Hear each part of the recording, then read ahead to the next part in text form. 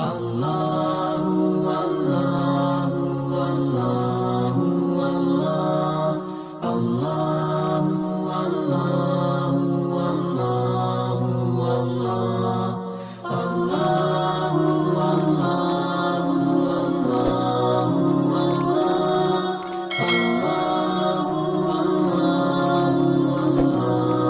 Allah.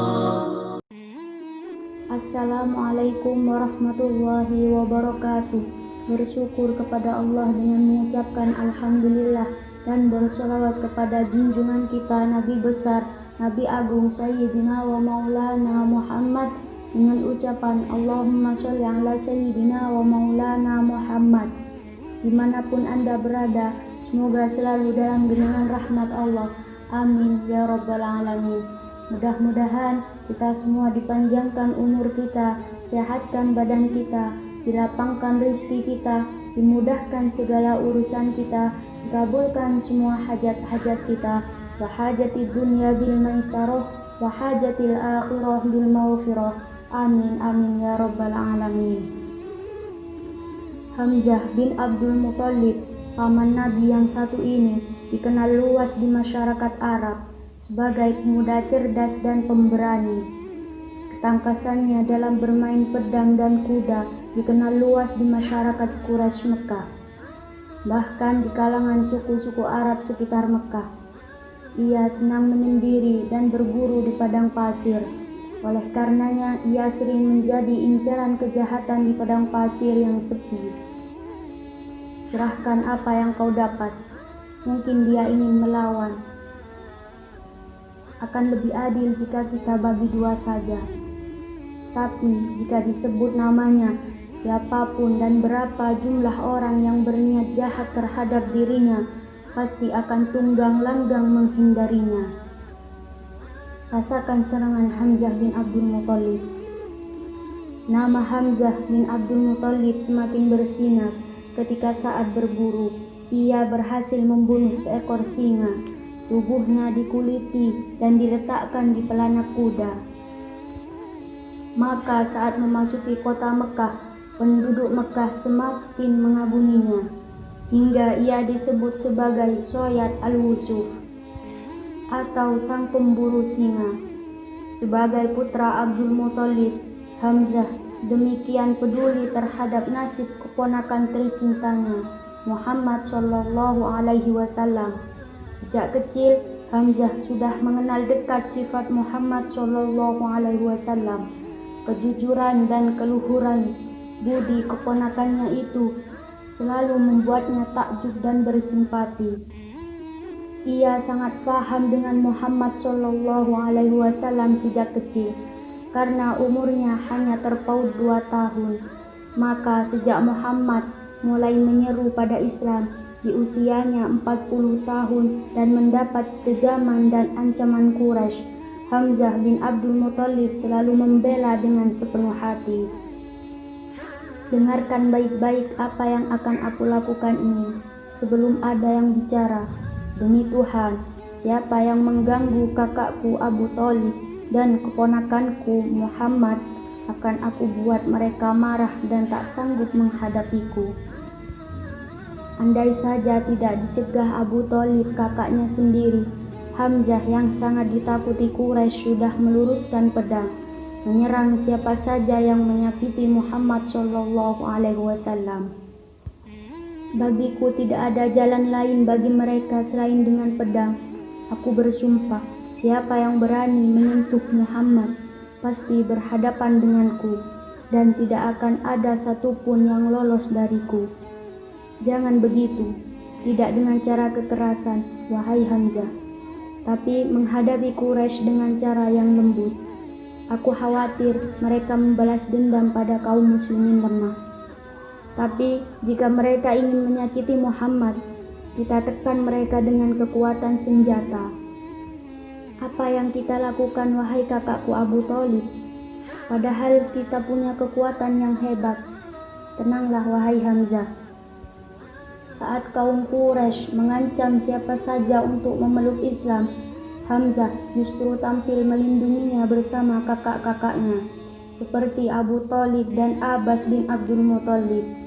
Suku-suku lain di luar Mekkah yang ingin memeluk Islam, bahkan ia kawal hingga rumah keponakan tercintanya Muhammad SAW tanpa ada yang berani mengganggunya. Padahal Hamzah sendiri tidak memeluk Islam. Tenangkan dirimu, wahai sahabatku. Jika menjadi pengikut Muhammad, pasti kau beruntung. Ikutlah masuk denganku, wahai Hamzah.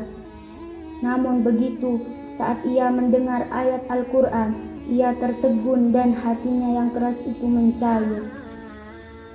Sucikanlah nama Rabb-Mu yang paling tinggi, yang menciptakan dan menyempurnakan penciptanya, dan yang menentukan kadar masing-masing, dan memberi petunjuk, dan yang membunuhkan rumput-rumputan. Lanjutkan saja, wahai Abu Huzaifah. Lalu dijadikannya rumput-rumputan itu kering kehitam-hitaman.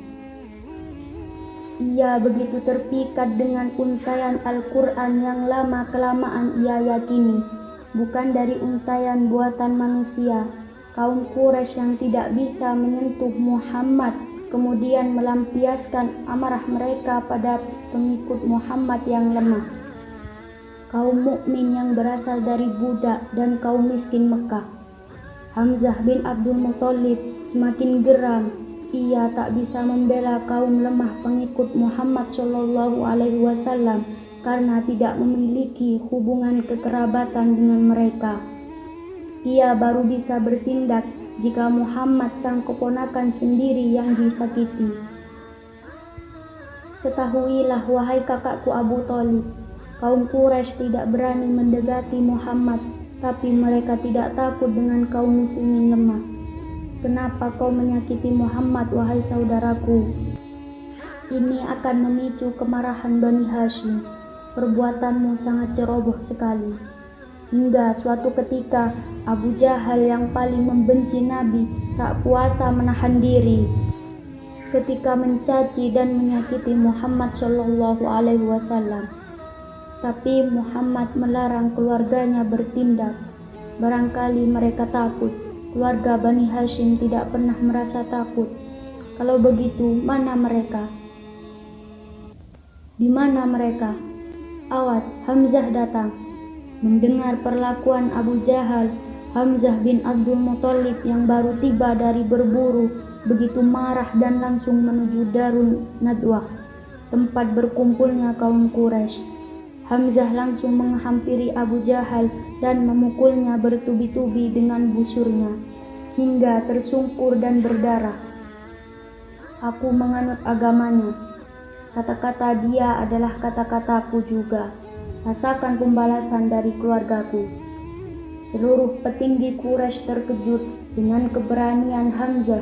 Mereka semakin terkesima ketika Hamzah dengan amarahnya tiba-tiba mengucapkan kata-kata yang mengagetkan bahwa dirinya seorang pengikut Muhammad SAW.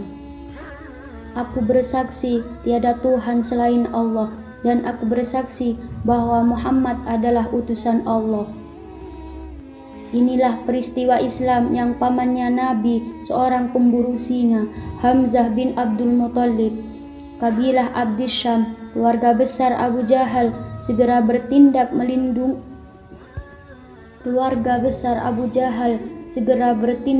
melindungi dan membalas. Namun Jahal melarang karena dia telah menyakiti keponakan Hamzah. Maka Hamzah yang sehebat itu ternyata tetap memiliki sifat yang tawadu. Dia orang yang besar, tetapi dia tawadu. Suatu hari Hamzah ditanya oleh seseorang, siapa yang lebih besar, kamu atau Rasulullah? Orang itu sebenarnya bertanya tentang masalah usia, artinya siapa yang lebih tua usianya. Tapi Hamzah kemudian mengatakan, kata Hamzah bahwa Rasulullah lebih besar daripada saya, tapi saya dilahirkan lebih dulu daripada beliau. Apa sulitnya seorang Hamzah menjawab bahwa iya, saya lebih tua, saya lebih besar secara usia daripada Muhammad SAW. Tapi lihat adab, Hamzah mengajarkan kepada kita tentang adab, kepada orang yang mulia, kepada orang yang berilmu, apalagi Rasulullah Muhammad SAW. Sejak itu, Hamzah bin Abdul Muthalib selalu mendampingi keponakannya Muhammad SAW dalam suka maupun duka. Ia menjadi perisai bagi tangan-tangan yang akan menyakiti Nabi. Keberanian dan ketangkasannya yang menakutkan Quraisy membuka pintu bagi penduduk Mekkah dan suku lain yang ingin memeluk Islam. Kaum Quraisy semakin keras menindak para pengikut Islam dari kaum lemah. Andai saja tidak dilarang oleh Rasulullah SAW, Hamzah tentu sudah bertindak dengan pedangnya. Hamzah yang tidak kuasa menahan diri dari tindakan bengis Quraisy sangat mematuhi petua keponakannya. Rasulullah SAW yang selalu memintanya agar bersabar sekalipun harus menjalani hidup sengsara di lembah Abu Thalib saat kaum Quraisy memboikot Nabi dan keluarga Bani Hashim selama 3 tahun lamanya. Demi Allah, andai saja Rasulullah tidak memerintahkan kita untuk bersabar, maka akan aku datangi Quraisy yang memboikot kita dan aku robek kertas kesepakatan pemboikotan. Kita harus menaati perintah Rasulullah. Aku memohon untuk memerangi kaum Quraisy. Lalu Rasulullah menjawab, bersabarlah, janji Allah itu benar. Saat Rasulullah SAW memerintahkan hijrah ke Madinah, Hamzah pun mentaatinya dengan sepenuh hati, sekalipun sebenarnya ia mampu menghadapi kaum Quraisy. Aku, Hamzah bin Abdul Muthalib, aku akan hijrah ke Madinah. Siapa yang berani menghalangiku, hadapi aku sekarang. Di Madinah, Hamzah bersama kaum muslimin membangun kota Madinah sebagai basis dakwah Islam. Hamzah pun ditunjuk Rasulullah SAW pada tahun kedua Hijriah. Kaum muslimin bermaksud mencegat kafilah dagang Quraisy untuk mengambil hak mereka yang dirampas kaum Quraisy. Wahai kaum muslimin, kita telah meninggalkan Mekah dengan meninggalkan seluruh harta dan rumah kita. Ada kabar dari Mekah, Abu Sufyan memimpin kafilah dagang seluruh harta Quraisy. Kabar ini ketika sampai di Mekah menjadi kesempatan besar bagi Abu Jahal untuk mengobarkan api peperangan dengan umat Islam di Madinah. Saat itu turunlah wahyu Allah yang mengizinkan kaum muslimin berperang. Hamzah bin Abdul Muthalib ditunjuk Nabi sebagai salah satu komandan perang di lembah Badar. Maka terjadilah perang sengit pertama dalam Islam yang dikenal dengan Perang Badar. Sekitar 300 pasukan muslimin melawan hampir 1000 personel Quraisy. Perang yang diawali dengan perang tanding ini kemudian meletus dengan sengit. Hamzah berhasil membunuh tokoh Quraisy yang paling membenci Nabi, ayah Hindun, Utbah bin Rabi'ah, dan putranya serta adiknya.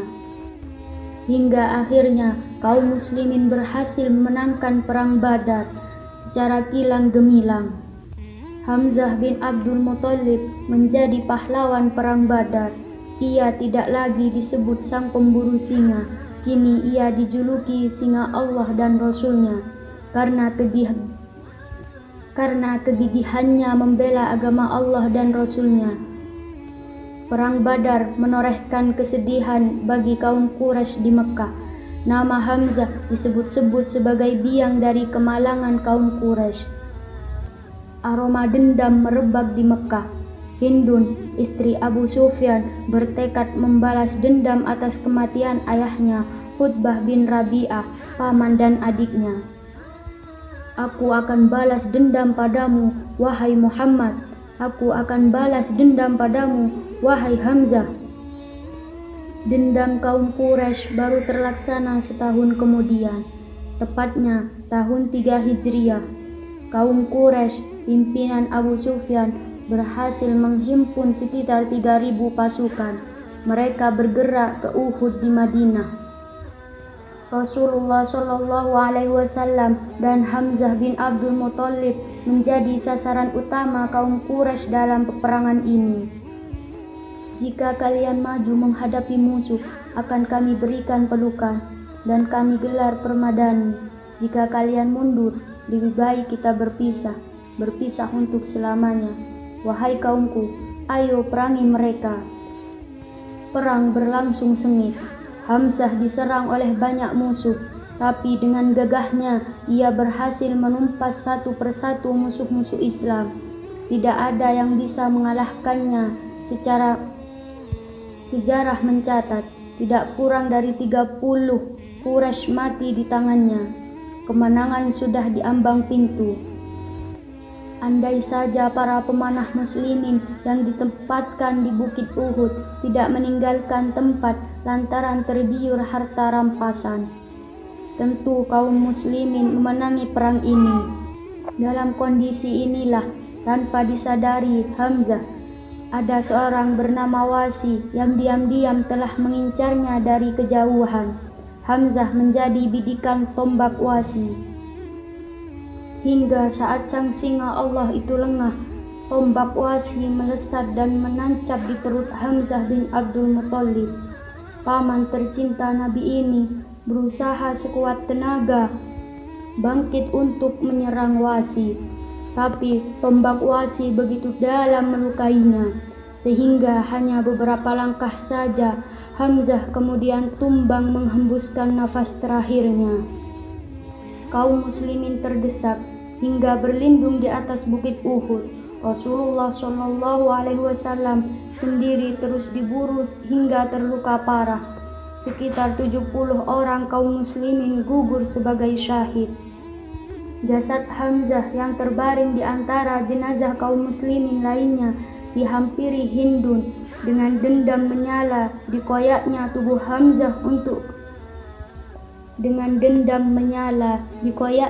Hamzah untuk kemudian dikunyah jantungnya, namun dimuntahkan kembali. Andai saja Hindun menelan jantung Hamzah, mungkin ceritanya akan berbeda, karena sesuai dengan sabda Nabi, orang yang menelan bagian tubuh Hamzah tidak akan tersentuh api neraka.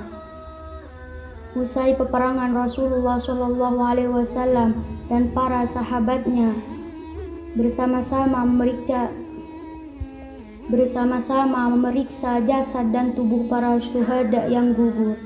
Langkah Rasulullah Shallallahu Alaihi Wasallam terhenti di depan jasad paman tercintanya, Hamzah bin Abdul Muthalib. Air matanya menetes di kedua belah pipinya.